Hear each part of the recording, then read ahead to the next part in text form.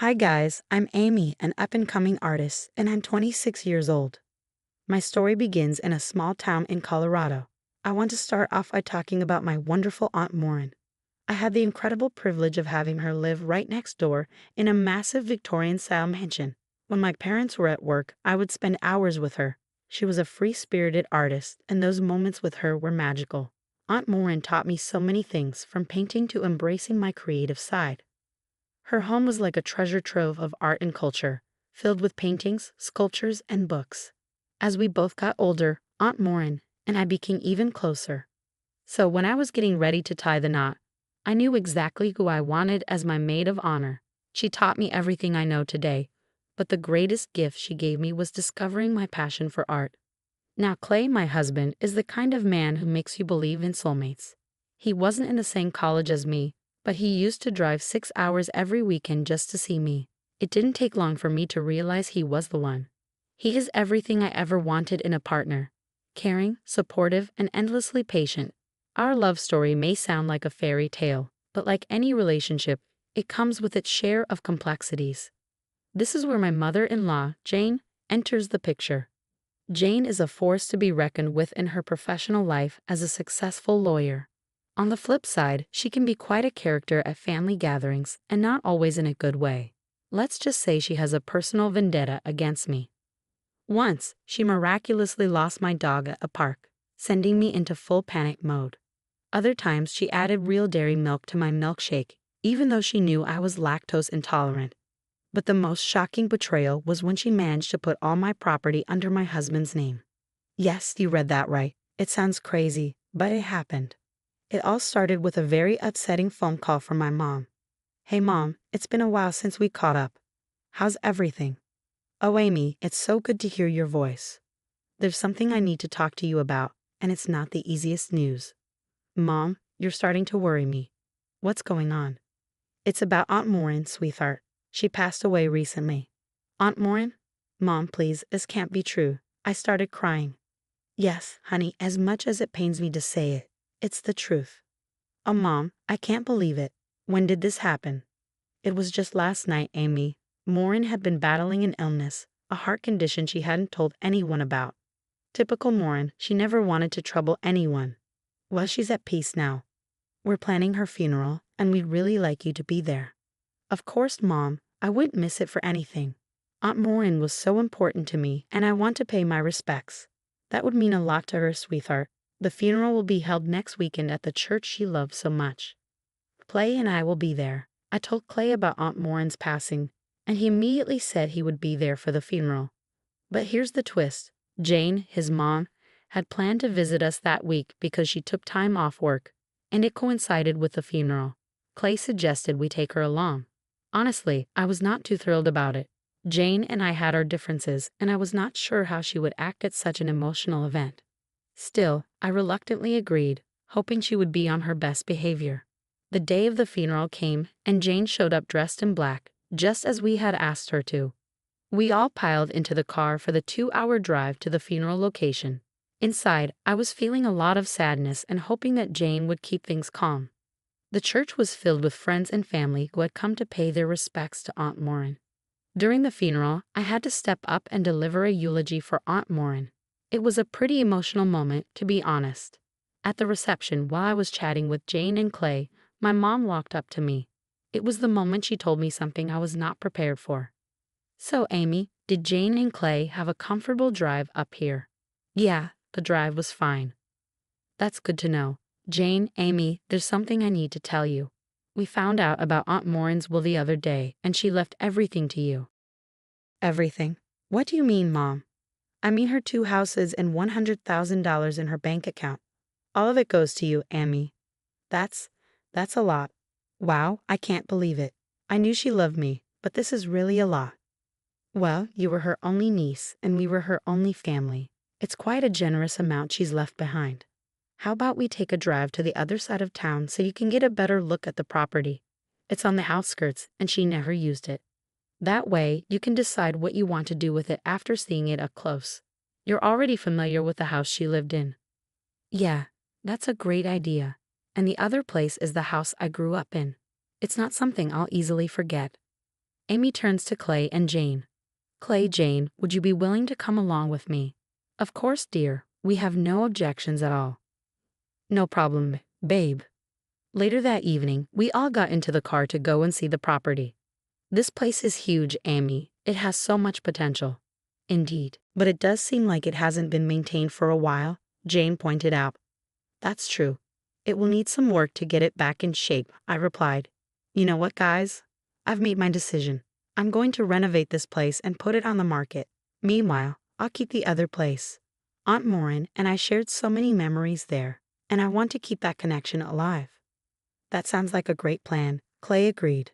We got back home really late that night, and Jane decided to stay over.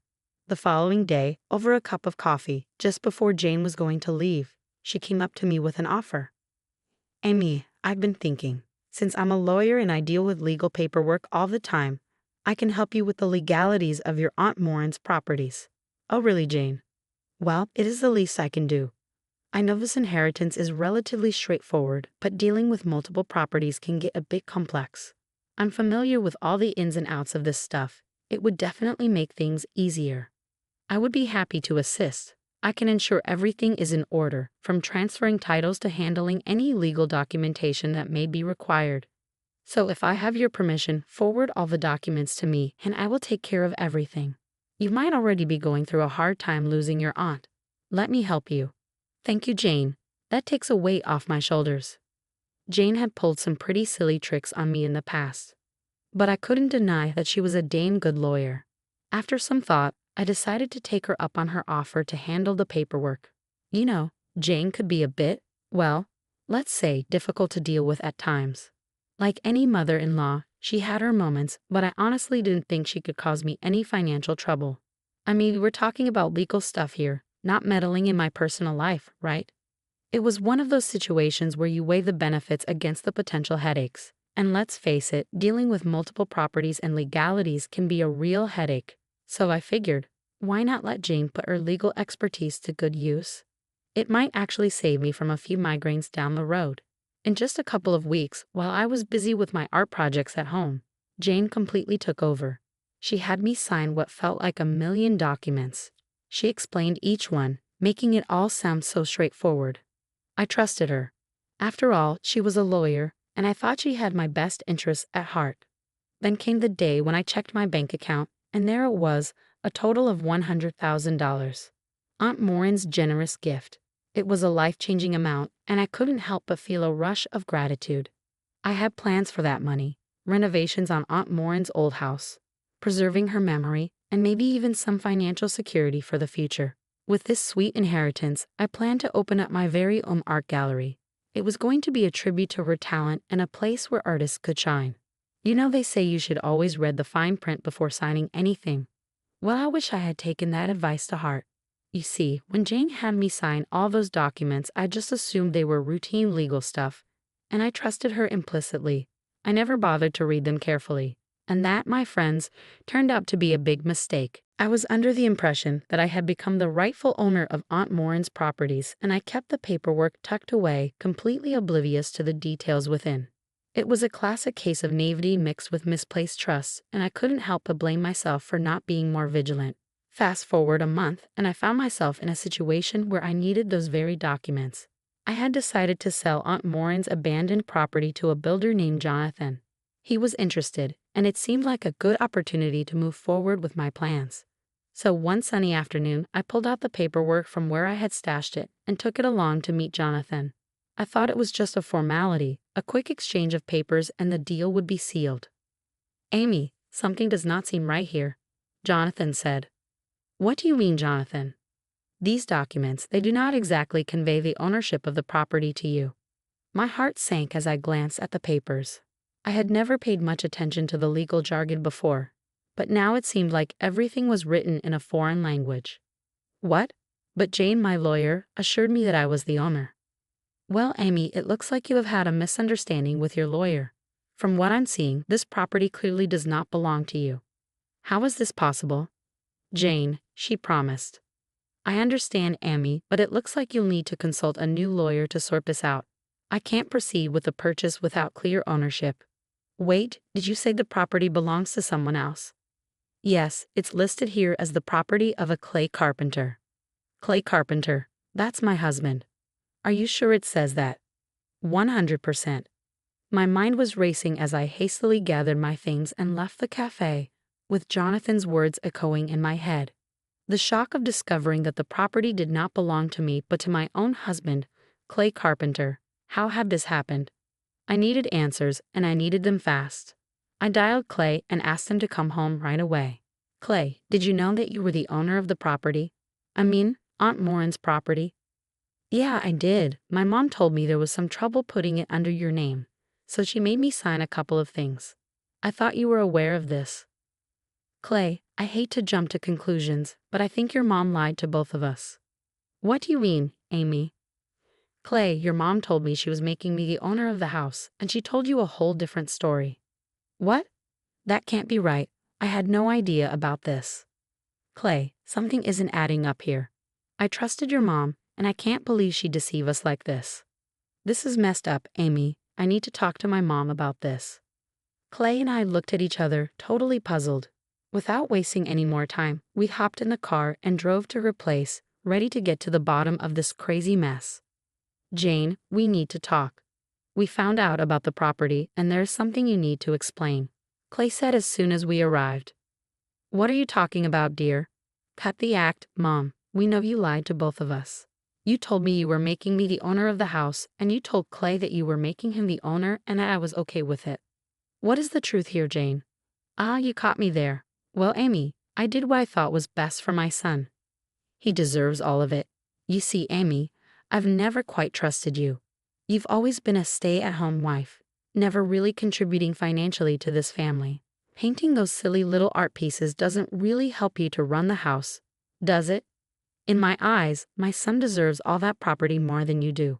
I cannot put his future in your hands. I just can't trust you to handle it properly. Frankly, you've always been more of a burden than anything else, living off my son's hard work. Mom, that is enough. Amy's my wife, and I will not let you insult her like this. She has supported me in every way she could, and that is more than anything, Clay retorted. I'm a lawyer, Clay. At 55, I'm still taking on challenging projects and hustling in life. Look at Amy, she's nothing but a useless housewife, painting her life away like a 20-year-old. Mom, being a homemaker is as much of a struggle as being a lawyer. I have had enough of your lies, Jane. Just wait and watch. I'm going to sue you. Sue me? With the knowledge and brain you have, I do not think you stand a chance. Little did Jane know that my dad was a judge. Talk about a twist she did not see coming, right? I had grown up in a family where justice and fairness were like our family mottos, so of course, I was ready to fight for what was rightfully mine. Now let's get one thing straight. Being a housewife is no excuse for anyone to steal your inheritance and pull all this shady stuff. Housewives, just like any other role, play a massive part in making a home, and their contributions are absolutely priceless, so it was beyond unjust for Jane to underestimate me based on my chosen role. There I was, hatching a plan with Clay. He was all in and knew his mom's tactics like the back of his hand. We were not going down without a fight. We decided to get our own lawyer, and with legal expertise on our side, we went full steam ahead, filing a lawsuit against Jane. Our case went to court, and let me tell you, that day is etched into my memory forever. It was one of those moments when you feel like your life is on the line and everything hangs in the balance.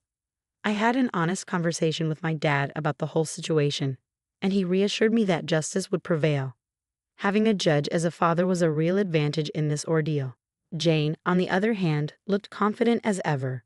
She probably thought her lawyer skills would save the day, but little did she know that justice does not bend to manipulation. Emmy, you have really outdone yourself this time, suing your own family. I guess you'll learn a lesson or two about the real world, Jane said smugly. Jane, this is not about lessons. It's about justice. Aunt Maureen's properties were meant for me, just me. I would have shared it with Clay and even you, but you did not even give me a chance. I'm a skilled lawyer, Amy. I know how to navigate these waters. You were just a housewife once. After this, you'll realize that you should have never gone against me. Just as she was talking down to me, my dad entered the room. What? What is he doing here? Is he the judge? Jane stammered. Yeah, Jane, that's my dad. He's the judge presiding over this case. You should have told me earlier. This changes everything. I didn't want you to feel intimidated. I didn't sign up for this. I thought I could win this without any issues. The courtroom showdown ended with Jane getting a 2-month timeout in jail for her tricky antics. Those were the most tension-free months we had in a long time. With a new lawyer by my side, I managed to secure ownership of Aunt Maureen's properties. We decided to sell one of the houses to a builder, knowing it was the smart move. It felt like a huge weight lifted off our shoulders. No more legal battles. No more deceit to worry about. Life moved forward and we breathed easier.